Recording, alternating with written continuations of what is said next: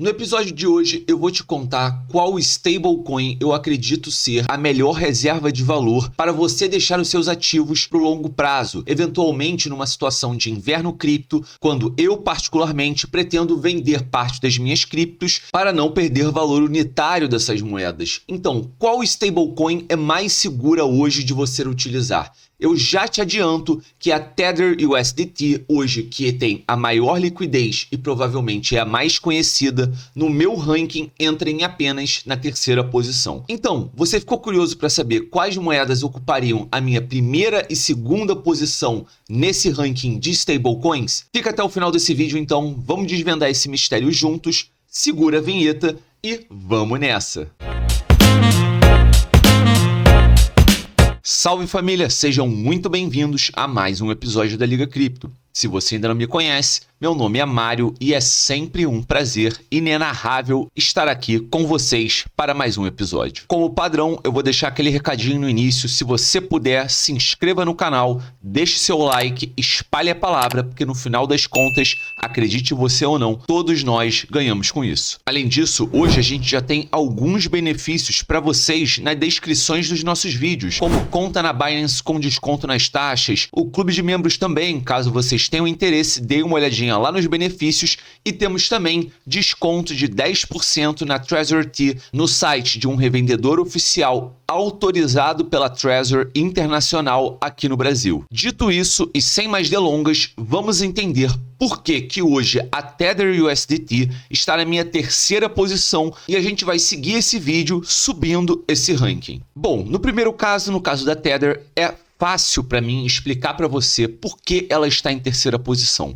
Não significa que eu não utilize Tether, não significa que eu não tenha utilizado a Tether já no passado, mas fato é que se eu tivesse que apostar em uma stablecoin hoje existente no mercado para ser a minha reserva de valor para longo prazo, a Tether não seria essa opção. E o motivo está aqui na sua tela. Uma matéria do dia 13 de maio de 2021, desse ano, mostrando que na primeira análise de reserva da Tether, mostra que 49% do token está respaldado ou lastreado, se a gente puder traduzir dessa forma, por um papel comercial não especificado. Em suma, talvez os criadores tenham impresso um pouco mais de Tether do que de fato existe de reserva de valor hoje no mundo em dólar. Ou seja, isso é uma questão complicada, não é a primeira vez que acontece um FUD ou um tipo de notícia negativa envolvendo a Tether, então já há um tempo é uma stablecoin que está no meu radar de maneira negativa de certa forma, e a verdade é que a Tether tem sido muito cobrada para que ela se adeque e apresente papéis mostrando a sua regularidade. Afinal, as stablecoins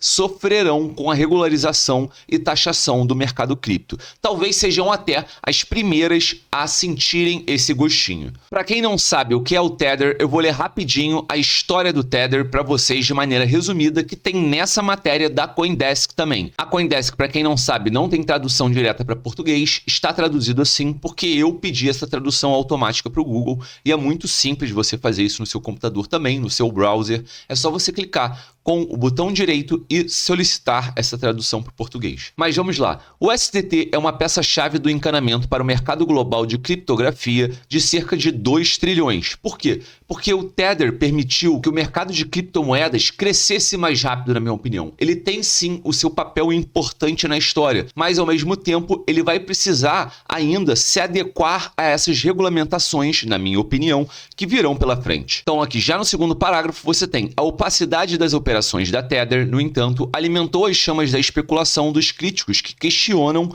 o apoio do USDT e conjecturam que a empresa sustenta o mercado imprimindo tokens.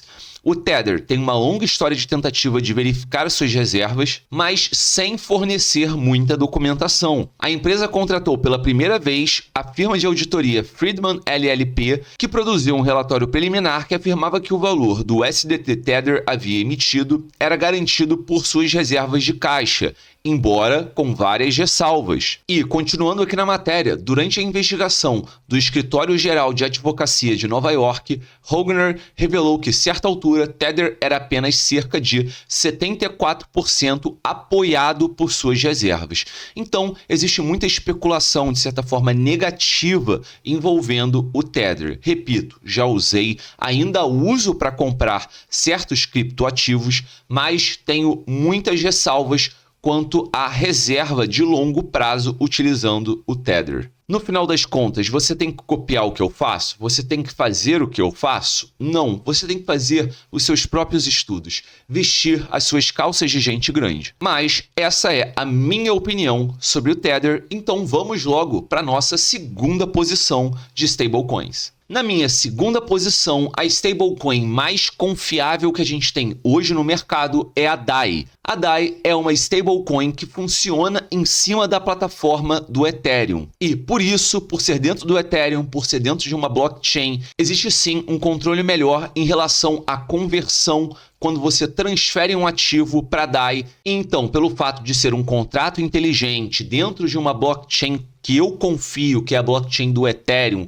e ter uma governança descentralizada me dá muito mais segurança do que em relação, pelo menos, a Tether. A minha preocupação em relação à impressão de moedas, no caso não lastreadas, reduz drasticamente. Para mim, o problema da DAI é simplesmente uma questão de rede, eventualmente de uma instabilidade, que no caso a gente já viveu lá em 2019, com o problema de saúde global que nós passamos e, de certa forma, ainda estamos passando. Até então, naquela época, aumentou-se drasticamente e de maneira rápida a procura pela DAI, a procura por stablecoins, e por funcionar em cima da rede do Ethereum e o Ethereum não estar preparado naquela época para esse volume intenso de operações que cresceu do dia para a noite, a gente teve um chamado Black Swan Event, que foi justamente um problema no algoritmo da DAI. Ainda assim, é um ecossistema em constante crescimento. A rede do Ethereum desde então segue se desenvolvendo, segue evoluindo,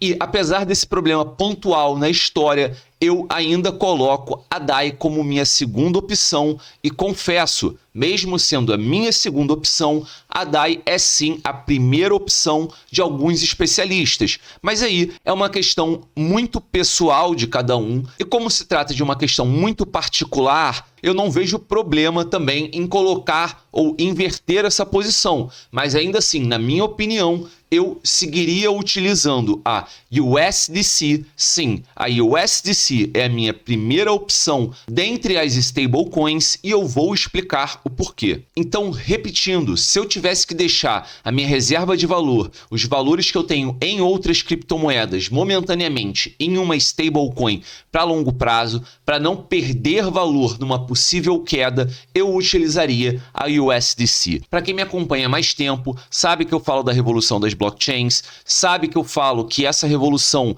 vai ser uma batalha constante e longa entre a centralização e a descentralização, e diferente da DAI, que é de uma filosofia de descentralização, a USDC, assim como a Tether, ela é centralizada. A diferença é que a USDC há muito tempo já vem se adequando a esses novos padrões de regulamentação que estão surgindo com o tempo no ecossistema de criptomoedas. Além disso, a USDC, para quem não sabe, é a stablecoin da Coinbase, sendo que hoje a Coinbase ela é já uma empresa pública, uma empresa de capital aberto, e a sua outra detentora dos direitos, e além de ser uma empresa parceira da Coinbase, a Circle, outra detentora dos direitos da USDC, também abrirá capital muito em breve. Sim, já está circulando a notícia, e isso não é uma fofoca, que a Circle abrirá o seu capital assim como a Coinbase fez. E isso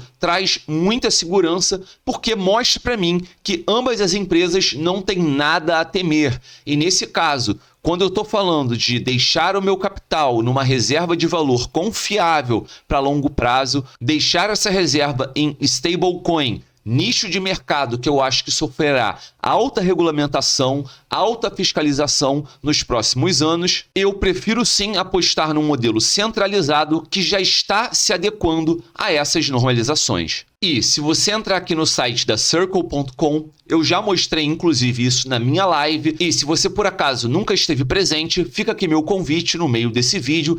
Todas as terças, às 8 horas, eu bato papo não só com membros, mas com todas as pessoas presentes na live, por mais de 3 horas sobre o mercado de criptomoedas e às vezes alguns assuntos que eventualmente a gente não consegue abordar nesses vídeos mais rápidos durante a semana. Então fica aqui o convite. Mas como eu estava dizendo, eu já mostrei nas minhas lives essa questão da USDC. Hoje a USDC, por mais que seja centralizada, para mim é a moeda com a transparência financeira melhor dentro desse ecossistema. E você pode acompanhar que desde 2018, desde o seu lançamento, ela posta mensalmente os seus relatórios sobre a moeda. Então, o último relatório aqui é o de abril, ainda espero que entre o de maio em breve, e por mais que seja publicado com um pouco de atraso, eventualmente, está sendo feito sim esses reportes mensais, o que é muito importante, traz credibilidade e, como eu disse, traz transparência. Então, só para quem não pegou, só para quem não conhece os nomes, eu estou deixando aqui na tela a lista completa do meu ranking de credibilidade das stablecoins. Em primeiro lugar, como eu disse, a USDC. Em segundo lugar, a DAI, sendo que, eu confesso, existem especialistas que colocam a DAI em primeira posição, mas é uma questão de gosto, é uma questão de escolha. Ambas as stablecoins, para mim, são bem confiáveis e apostas muito boas para reserva de valor. Em terceira posição, a Tether, por conta de notícias negativas que saíram a seu respeito na mídia e, de fato, há questões controversas em relação à quantidade de Tether que está hoje no mercado. Por fim, vou só ressaltar um ponto que eu sempre bato na tecla: se não é sua carteira, não são suas criptomoedas, não é a sua Bitcoin. Onde eu armazenaria essas moedas, essas stablecoins para longo prazo? Certamente, uma das opções mais escolhidas, e seria a minha opção de escolha, seria a Trezor T, ou até mesmo uma Trezor One, para quem não tiver um valor de capital de investimento disponível agora para adquirir, para mim, uma das melhores hard wallets que temos hoje no ecossistema de wallets. Então, caso você tenha o interesse, tem aqui na descrição desse vídeo o link da Trezor Brasil com o nosso cupom de desconto Liga Cripto, para que você tenha 10% de desconto em qualquer um dos 2 produtos que eu citei aqui como exemplos de boas carteiras da Trezor. Além disso, para quem não sabe, no site www.trezor.io, no site oficial deles, você consegue entrar na parte de coins e visualizar quais moedas são aceitas por quais dos 2 modelos. E aí, obviamente, eu já conferi para vocês, e tanto a Trezor One quanto a Trezor Model T, ou seja, o modelo T, aceitam as 3 stablecoins, a USDC, a DAI e a USDT. Então fica aqui a minha dica de final de vídeo, caso você ache interessante, caso você ainda não tenha uma hardware wallet. Então, família, aqui eu vou chegando ao fim de mais um episódio. Se você gostou desse episódio no formato mais curtinho, de uma forma mais direta, deixa aqui nos comentários para eu ficar sabendo o que vocês estão gostando e o que a gente pode sempre melhorar. Fica também o meu convite para as nossas lives semanais, às terças, 8 horas, comigo, aquele bate-papo bom que todo mundo gosta, e quarta-feira, análises gráficas com o Rodrigo a partir das 7 horas, normalmente. Se você ainda não conhece o nosso clube de membros, dê lá uma olhadinha, sem dúvida nenhuma você vai se surpreender, e se você não deixou o seu like até agora, fica aqui o meu último apelo. Obrigado a você que estava me assistindo até agora, que me deu o prazer da sua audiência, da sua atenção. Muito obrigado de coração. A Liga Cripto agradece como um todo o suporte que vocês dão pra gente. Então, eu fico por aqui e até o próximo episódio.